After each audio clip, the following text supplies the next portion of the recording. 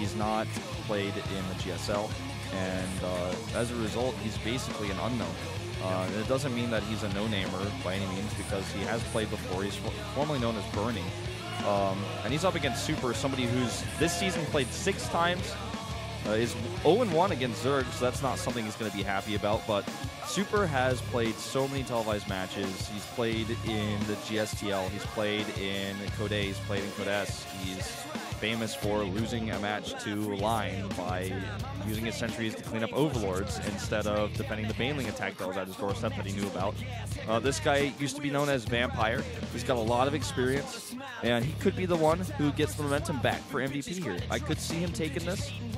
It's really hard to call, though, because we don't know a whole lot about Armani right now. So if he shows a great game as well, I think that's what everybody's hoping to see. Yeah, I mean, it's very hard to call. We can't really say because Armani is not so known, but this guy is basically MVP's biggest hope. We're going to have to see if he can do it. Yeah, that's what everybody is wondering right now.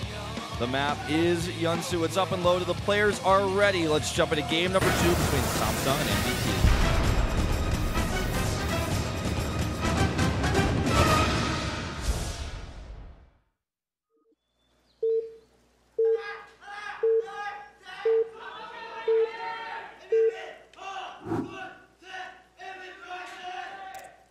LTA는 SK텔레콤.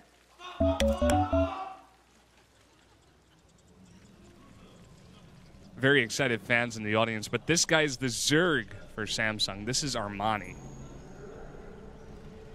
And his opponent to the bottom left in the blue for MVP, formerly known as Vampire, it's Super. Looking very focused today. And this guy's got some serious skills. Currently 0-1 against Zerg on Pro League matches. Hello. Hi. Hello. Caught you off guard there, I guess, a little bit.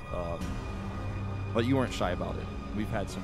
I've noticed in the past, sometimes there are shy people when they go on camera. He wasn't shy about it. We've seen fangirls who hurt themselves trying to cover their faces. We've seen some embarrassing moments between some couples. Yeah. Guy tries to give a kiss to his girlfriend basically runs away. Yeah. We've seen maybe people they fall together. out of their seats. Yeah, some people have fallen out of their seats, that's true. That usually doesn't happen on camera, but you know, every now and then. Yeah. Sometimes the chairs we have here, people get too excited and they just chairs break. Unexpectedly break. If you put, it turns out if you put the right amount of stress in the wrong place on a plastic chair, disaster can strike. So, disaster can strike at any time. I'm seeing some people in the crowd like getting really nervous about their chairs now that I've described this. So it's not going to happen to you, I don't think. Don't be worried. But if you feel a little cracking sound, maybe it's best to switch your chair. This could happen to anybody in a plastic chair at any time. If you're at home and you're in a plastic chair, be careful. If you're sitting in a plastic chair at your computer, you need a new chair. Yeah, that's actually true. Actually, if you're sitting in like a plastic chair and you have like 3G and you're watching this though at the beach or something, that's pretty awesome. But if you're in your room and you don't have an office chair or like a desk chair, you should probably do something about even that. like a stool or something. I've had a whole variety of chairs in my gaming career. I used to sit on a stool actually. That's really weird. That's probably not good for you actually, I think. I don't know. I think it like helps you sit up straight, you know? Because there's no back. Yeah, you're forced to you don't like slouch in your chair or something? Like I do when I'm commentating sometimes. Yeah. I was just like taking a look at your posture. It looks okay. I'm all right now. You're not slouching. I've seen worse.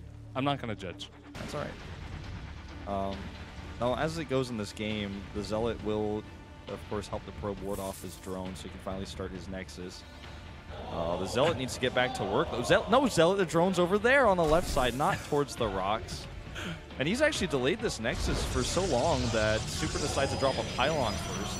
That was so interesting. The Zealot was actually being pushed out by the Nexus that was being built as well. And it was going the opposite direction as the drone, and the drone was just trolling that probe so hard.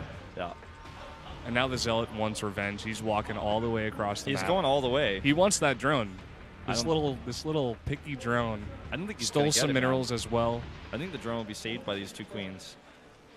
And the Zerglings, of course, to help block as well. The Zealot deciding that revenge is not worth it, as wise men once said. I can still say it. Wise men say that it's not worth it. Because But these Zerlings are being microed well. The Zealot as well, actually, and he almost kills all of them. In fact, can he do it? He will. Oh, wow. That saves it with 4 health. If you micro your Zealot well, and you make sure that it's not constantly being attacked by all the Lings, you can beat 4 Zerlings with the Zealot. It can be done. Really nicely done there by Super. And keeps his Zealot alive, kills those Lings, forcing additional Lings to be made, which means less drone larva. And he scouts there's no third base. And that's something that's going to change pretty soon, but the Zealot is not going to be sticking around to find out. He wants to go home, and you know, he's done so much for his team already. He's not going to be taking any more risks. Don't be shy. The guy is more shy than the girl. Yeah. Well, the girl, like, to be fair, she had like a jacket up in front of her face, so. Well, I wonder if he can't give her too much credit. I wonder if he really likes the Dodgers or if he really just likes Dodgers. Oh, the Zerlings actually break through here because that Zealot that was blocking was there, and you know, without any additional support, and now the Zerlings are going to kill some of these probes, forcing an overcharge. These Zerlings, they got another probe as well. They got 2 probes, killed the Zealot, forced the force field and the overcharge to be dropped. That was, I guess, revenge for what happened with the Zealot earlier. Yeah, that's basically as much, you know, value as you can get. That's like playing Flame Strike on like 6 minions with 4 health. That's like, that's wow. Yeah, that's pretty good value right there out of the Zerlings. He's going to lose this this Overlord, and that's going to go down. We can't see it. It's under you can't see it, but like, if an Overlord dies under a Pro League overlay, it doesn't make a sound. Does it actually fall into the abyss underneath? It does. You can trust us. It's dead. It's definitely dead. Yeah. These Phoenix, they want more blood. They're going to find this guy as well. Yeah. He's just going to basically be doing like similar opening door killer did with a lot Super, not as fleshed out with it. And see how much damage he can get done with the Phoenixes afterwards, because he's only first more of them, going up to 4 right now. Takes his gases as natural. Double probe production.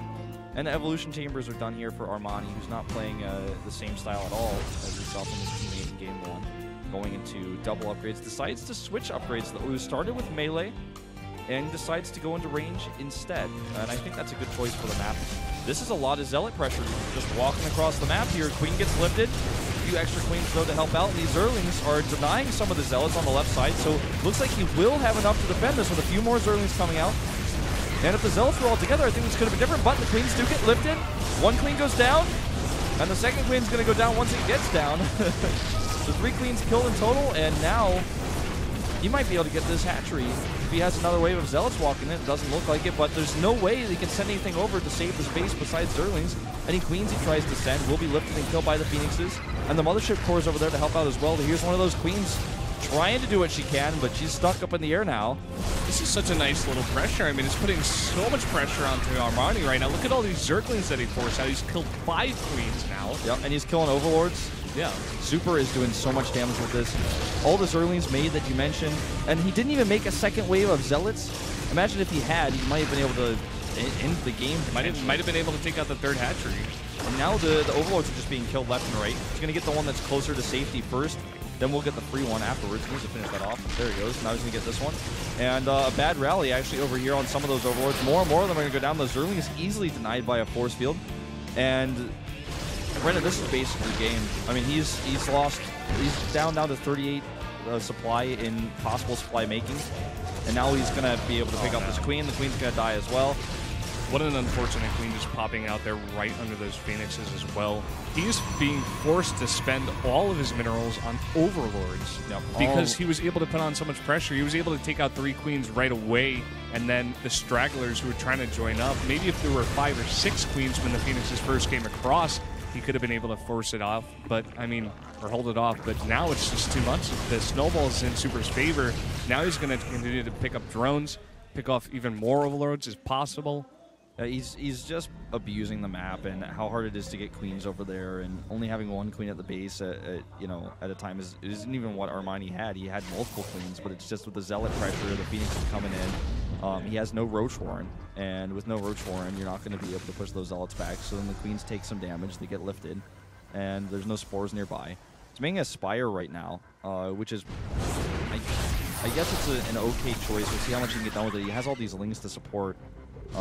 And I can't check whether he finished the upgrade for his Lings or for Roaches, but if he upgraded it for Roaches and finished that, then it's not useful for him at all in the Zerlings. And the mutas that he's going to try to make here, I don't think that Super has seen them, and that's what's really scary about this. He doesn't have any Stalkers, and he's stopped Phoenix production, so without knowing about this, this could be one way Armani gets back in the game. Just ask any Protoss player how he feels about those mutas. He's not going to be telling you happy things. Yeah.